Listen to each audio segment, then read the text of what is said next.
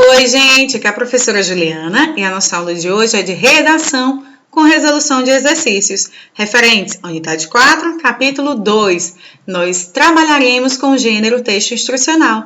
Então, pegue seu material e fique atento à aula de hoje. As atividades resolvidas serão as atividades da seção Texto e Contexto, questões de número 2 a 7, páginas 49 e 50, porque a questão 1 é pessoal. Seção Interação e Seção Conexão, páginas 50, 55 e 56, eu trarei comentários. E instruções a respeito da produção de texto da página 57. Abra o seu livro, por gentileza, na página 49, questão 2. Que orientação é dada no primeiro item do texto? Vamos ler a nossa orientação. 1. Confira os campos número de ordem, número de inscrição e nome do candidato que consta numa etiqueta fixada em sua carteira. Então, pede para que seja conferida essa etiqueta e checados os seus números. Vamos à nossa resposta para que seja feita a conferência do quê? Do número de inscrição, do número de ordem, do nome do candidato, que estão presentes na etiqueta fixada na carteira daquele candidato. 3. Por que é importante conferir os números? Porque as provas são entregues nominalmente, de acordo com o nome, o número de inscrição e o número de ordem de cada candidato que está presente tanto na prova quanto na etiqueta fixada na carteira de todos os candidatos. Se você não se atentar a isso, você acabará o quê? Saindo da sua numeração e sentando na carteira de outra pessoa, não realizando a prova que seria destinada a você e perdendo a sua vaga na universidade. Vamos à nossa resposta, porque as provas são distribuídas de acordo com tais números presentes na carteira de cada candidato, ou seja, a nossa famosa etiqueta com os dados. Se a numeração não for respeitada, a prova será feita por outra pessoa. Imagine, você vai sentar no local errado, fazer a prova de outra pessoa e outra pessoa fará a prova no seu lugar. Ou seja, se você não se atentar, há tempo de chamar o fiscal e reverter esse erro, essa incoerência. 4. Como se estrutura o texto? Assinale a alternativa correta. Vamos analisá-las. A. São dadas instruções quanto à identificação do aluno e à realização da prova. B. Não há orientações quanto ao tempo de duração da prova. C. O aluno não recebe orientações de como a prova se constitui, nem de como preencher o gabarito. A alternativa correta será a alternativa A, porque todas essas informações são dadas, desde a identificação do aluno, a quantidade de questões à prova, o tempo máximo, o tempo mínimo, como deverá ser feita essa realização da prova, o preenchimento correto do gabarito, tudo é informado. B. Não há orientações quanto ao tempo de duração da prova. Está errado, porque é informado que o tempo mínimo de duração da prova é de 3 horas e o tempo máximo de 5 horas. C. O aluno não recebe orientações de como a prova se constitui, nem de como preencher o gabarito. É justamente o oposto do que diz a alternativa A. Por isso está incorreto. Todas essas informações são informadas ao candidato previamente e também na sua prova. Prosseguindo, questão 5. Todas as informações dadas no texto são importantes ou alguma delas poderia ser suprimida? Justifique. Todas são importantes, porque se você retirar alguma informação dali, ou vai prejudicar a informação dada ao candidato. Ele poderá o quê? Não compreender as coisas da maneira correta, ficar cheio de dúvidas e cometer erros, o que comprometerá a sua entrada na universidade. Vamos à nossa resposta. Todas são importantes e não poderiam ser suprimidas, pois comprometeriam a informação, ou seja, o entendimento sobre a realização da prova, o que poderia o quê? Causar insegurança nos candidatos, levando-lhes a cometer erros. Imagine, se a pessoa não souber como preencher corretamente o gabarito, ela vai ficar cheia de dúvidas e poderá cometer sérios erros. 6. As informações ou regras seguem uma ordem ou hierarquia? Nós temos uma ordem, uma organização. Primeiro, nós temos a parte de identificação do candidato, que tem o número de ordem do candidato, o número de inscrição e o seu nome. Depois, nós temos a descrição da prova, que consta de quê? De 40 questões objetivas, que o caderno de redação vem separado, também a questão do gabarito de respostas, de como preenchê-lo adequadamente. Então, vamos à nossa resposta? Sim, há uma organização do texto que parte da identificação do candidato, passa pela descrição da prova, como elaborá-la e preencher o gabarito corretamente. 7. O modo verbal normalmente mais utilizado nos textos instrucionais é o imperativo afirmativo, aquela ordem, conselho, súplica ou pedido. Cite ao menos 3 exemplos encontrados no texto. Eu coloquei muitos. E vocês podem checar aí se algum dos exemplos que eu coloquei foi colocado por vocês ou se você tiver colocado um exemplo diferente, não tem problema. Confira, avise, levante, lance, destaque, entregue, transcreva, entre outros verbos no imperativo. Vamos prosseguir. Seção Interação, página 50. Gente, essa atividade pede que seja feita em grupo, mas devido à atual situação que nós vivemos, eu peço a vocês que façam de maneira individual. Vamos ler? Interação, página 50. Agora, para relaxar, você vai elaborar um texto de instrução para ensinar os colegas de outras turmas a fazerem o origami de cachorro ou de gato.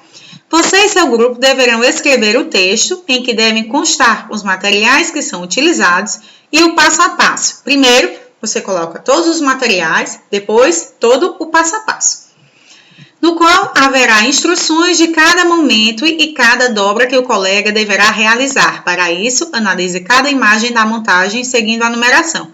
Nós temos aqui o origami do cachorrinho e o origami do gatinho, e temos toda a numeração e as indicações das dobraduras. E você deverá escrever o seu texto justamente com essas orientações. A parte que nós não vamos realizar agora, momentaneamente, mas depois nós podemos realizar. Faça com o grupo um painel contendo o significado da palavra origami e um breve histórico dessa prática. Coloque nesse painel o cachorro ou gato feito de origami. Você poderá também criar um vídeo para ensinar esse passo a passo aos colegas de outras turmas. Essa parte nós não realizaremos agora. Quando nós retornarmos, nós poderemos realizá-la. Por isso que eu trouxe algumas informações a respeito do origami para vocês. O origami é a arte secular japonesa de dobrar o papel. Aqui eu coloquei um exemplo para vocês que é um tsuru, uma ave japonesa. Vamos à origem da palavra. É uma palavra japonesa, né? A junção de duas palavras japonesas, ori, que deriva do desenho de uma mão e significa dobrar, e kami, que deriva do desenho de seda e significa papel e espírito de Deus. Origami é a dobradura. Quando os japoneses chegaram aqui no Brasil, essa palavra ficou meio que aportuguesada. O origami virou origami, a arte de dobrar o papel. Eu coloquei aqui para vocês o tsuru de papel e o tsuru a ave, porque o tsuru é uma ave sagrada no Japão, é símbolo de saúde, boa sorte, felicidade, longevidade, ou seja, viver muitos anos e de fortuna. Tem algumas lendas japonesas relacionadas ao tsuru. Tem uma lenda japonesa que diz que o tsuru pode viver até 1000 anos e ele é considerado o pássaro companheiro dos eremitas. Companheiro dos eremitas, como assim? Porque os eremitas são aquelas pessoas que vivem solitariamente nas montanhas, meditando, e dizem que os eremitas têm alguns poderes, né, sobrenaturais e que eles vivem muitos anos, assim como o tsuru. Por isso, os eremitas e o tsuru são companheiros, já que eles vivem durante muitos anos. Isso é uma lenda. Tem outra lenda japonesa que diz que se uma pessoa, né, fizer 1000 tsurus desses de papel aqui, de origami, se ela tiver um desejo durante o tempo que ela está fazendo esses tsurus, esse desejo será realizado. Aqui a gente tem no Brasil uma coisa parecida. Quando nós apagamos a vela do bolo de aniversário, as pessoas dizem que se a gente fizer um pedido, esse pedido, né, será atendido. Inicialmente, o tissuru ele era mais voltado para a função decorativa, quartos infantis. Depois ele passou a ser associado às orações e sendo oferecido nos templos, acompanhados de pedidos de proteção. Muitas festas japonesas que são ligadas à religiosidade têm o tissuru como símbolo. E hoje, né, ele é utilizado como enfeite nas festas. Aqui, quem tiver curiosidade, eu coloquei as fontes de onde eu tirei essas informações. Vocês podem checar a lenda, tem uma lenda relacionada a uma menina que estava presente durante a bomba de Hiroshima, né, quando a bomba de Hiroshima caiu, e tem uma história bem interessante com relação a ela, nessa fonte aqui. Já quem quiser conhecer mais algumas informações sobre o Japão, só checar essa nossa fonte aqui, do lado do tissuru. Espero que vocês tenham gostado da nossa curiosidade de hoje. Seção Conexão, páginas 55 e 56. Nós temos dois textos relacionados aos jogos eletrônicos e às pessoas que são viciadas nesses jogos. Texto 1.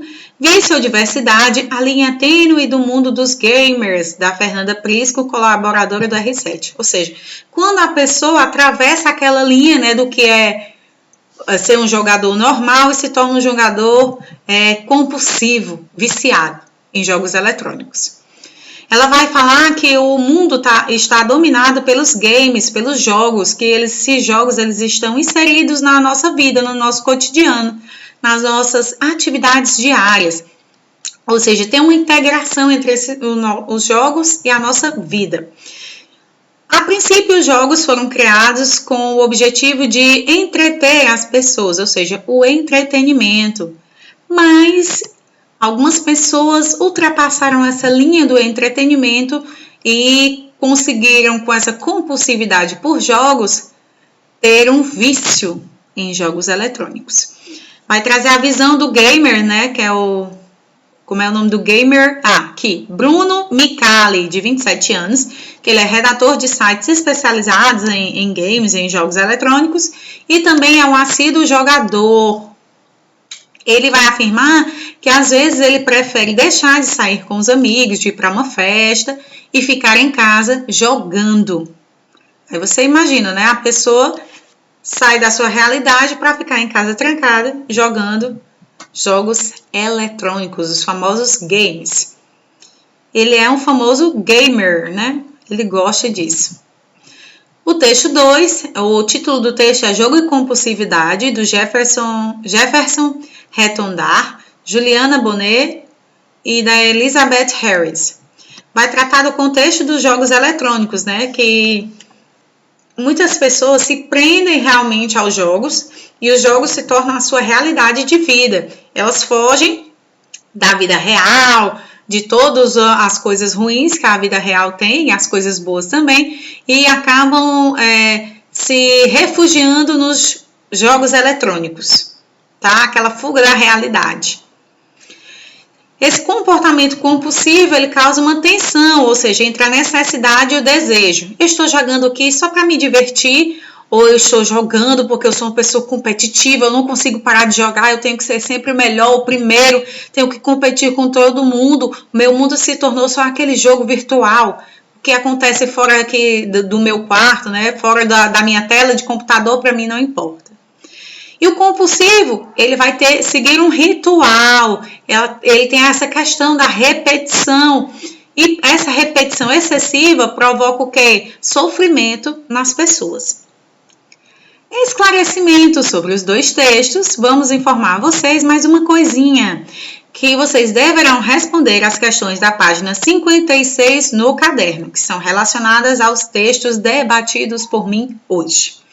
Página 57, produção de texto. Produção de texto, qual o nosso gênero? Texto instrucional. Criar um texto instrucional sobre uma das propostas oferecidas. As propostas estão relacionadas ao mundo dos jogos eletrônicos, as pessoas que gostam de jogar, os famosos gamers. Proposta 1 vai ser a proposta daquela prova que nós vimos o exemplo, e a proposta 2, o exemplo trazido pelo livro. Proposta 1. Você é um jogador famoso e irá instruir alguém a se tornar um gamer reconhecido. Portanto, domina jogadas e conhece games. Aqui você terá que ser fiel à proposta solicitada naquela prova, que está na página 57, e deverá ler toda a proposta com cautela e seguir todas as instruções. A proposta 2, você deverá criar um texto instrucional sobre como jogar a primeira fase do seu jogo preferido. Você vai ensinar alguém a jogar aquele seu jogo preferido, aquele que você domina, gosta de jogar. Instruções sobre isso. Mínimo 15 linhas, máximo 25. Gente, por hoje é só e até a nossa próxima aula.